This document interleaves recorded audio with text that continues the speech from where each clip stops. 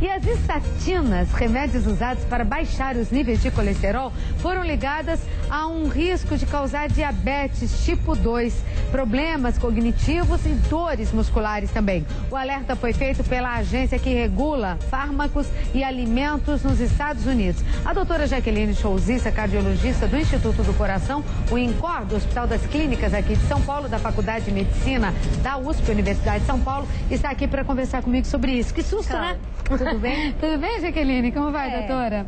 Tudo bem? Verdade? Então, na verdade, Cláudia, a agência tem que, de fato, noticiar, mas as pessoas têm que entenderem que tem algumas questões a serem consideradas. Primeiro, dor muscular já é conhecida com as estatinas há mais de 20 anos. Então, toda vez que o médico prescreve, a dor muscular acontece com uma frequência relativamente maior dos efeitos citados. Esse sim é um efeito que a gente, na prática clínica, de fato observa. Então, por isso que os médicos, quando se prescrevem, fazem um exame de segurança, que é a CKMB, pergunta se o paciente está tendo dor muscular ou não, para, de fato, adequar ou não o uso da medicação. Em relação às outras questões, é importante que se diga, por exemplo, distúrbios cognitivos.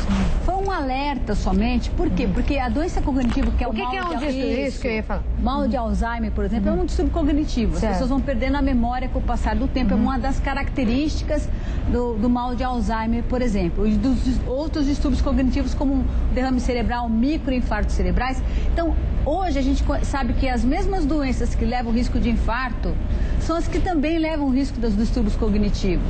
Então, existe uma associação comum entre essas patologias, essas doenças. No caso, pressão alta, diabetes, síndrome metabólica, triglicéridos elevados. Então, acaba sendo um marcador de risco comum. E, normalmente, essas pessoas que têm esse fator de risco têm que fazer o quê? Tratar o colesterol.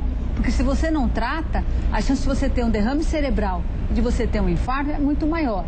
Então é um alerta somente, mas não que isso jamais quer dizer, e não há uma constatação sobre isso. Pare de tomar o remédio. Não, de forma nenhuma. Porque o benefício em se tratar, tendo essas condições bem estabelecidas, um diabético tem que tratar colesterol. Pelo contrário, a glicemia, a taxa de LDL dele, que é o colesterol ruim, tem que ser mais baixo ainda do que uma pessoa que não é diabética, porque a potencialização do risco é maior. Então, o benefício, em medicina sempre é assim, você coloca o risco e o benefício. E sempre quando o benefício é maior, mesmo que exista um pequeno risco, o benefício é muito maior. Então, a palavra de ordem é não pare de tomar o seu medicamento se ele foi indicado por um médico. Exatamente, e converse com o médico sobre essa condição. Em relação também à glicemia, os estudos comparativos mostraram que a população que usa estatina e que é diabética ou tem já um pré-diabetes, pode subir um pouco a glicemia.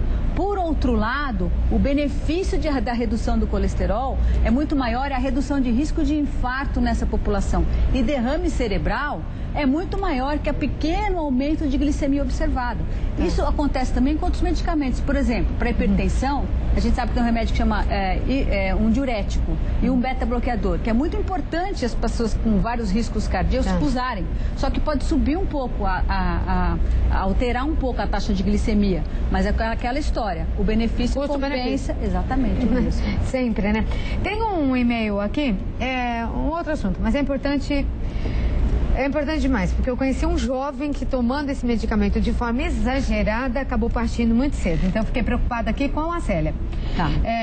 Cláudia, tudo bem? Célia é Bárbara Célia. Célia é Bárbara, né? Célia Santa Bárbara. Ela é de Brumado, na Bahia. Tá assistindo a gente. Um beijo aos baianos. E ela gostaria de saber, porque ela sente uma palpitação, principalmente quando está nervosa. Mas aí ela toma esse medicamento aqui, ó. Que é um calmante. Pelo jeito, sem receita. Né? E passa. Ela toma e passa. Ela toma e passa. Aí eu já fiz alguns eletrocardiogramas e deu normal. Eu tenho 37 anos, mas agora estou preocupada.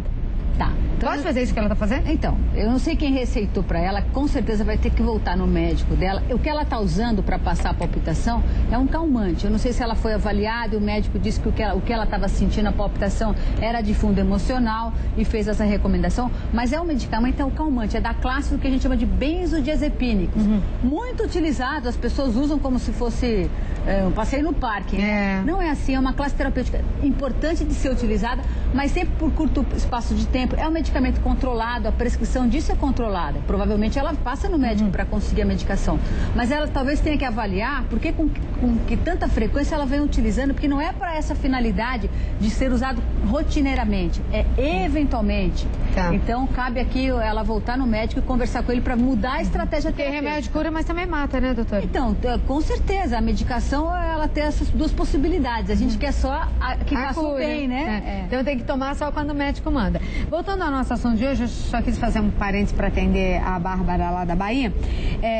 O colesterol, ele só é reduzido através de ações medicamentosas ou alimentação e exercício físico ajudam realmente a baixar o colesterol? Com certeza. O que acontece, Claudete, que o colesterol tem metas. O colesterol tem o colesterol bom, que é o HDL, que quanto maior, melhor. E tem o ruim, que é o LDL. E hoje a prevenção, você reduzir risco de derrame cerebral e de infarto, tem a ver com metas de colesterol, de LDL. Então, hoje as metas são muito rigorosas. Então, por exemplo, um paciente diabético ou que já teve um infarto, dificilmente ele vai conseguir manter o LDL colesterol, por exemplo, que já teve infarto, abaixo de 70 miligramas. Então, a necessidade que ele faça dieta, que ele faça exercício, para que ele use a menor quantidade possível da medicação.